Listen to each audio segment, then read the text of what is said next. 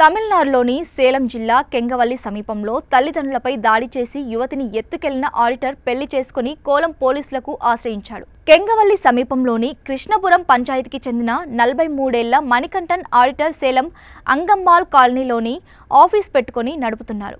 ఇతనికి పెళ్లయ్యాక భార్యతో మనస్పర్ధలు రావడంతో 10 ఏళ్ల క్రితం విడాకులు కూడా తీసుకున్నాడు. మణికంఠన్కు ప్రస్తుతం 10వ తరగతి చదువుతున్న కొడుకు, 5వ తరగతి చదువుతున్న కూతురుతో నివసిస్తున్నాడు. ఈ క్రమంలోనే ఇదే ప్రాంతానికి చెందిన 21 ఏళ్ల రాజేంద్రన్ కుమార్తె విద్యాశ్రీ +2 పూర్తి చేసి ఇంట్లో ఉంది. గత కొన్ని నెలలుగా ఆడిటర్ మణికంఠన్ ఆఫీస్లో పనిచేస్తోంది.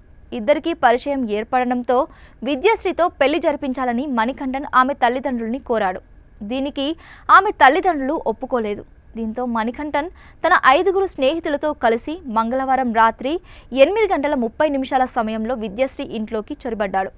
ఆమె తల్లిదండ్రులు రాజేంద్రన్ వనితపై దాడి చేసి విద్యాశ్రీని కారులో కిడ్నాప్ చేసి తీసుకెళ్లాడు.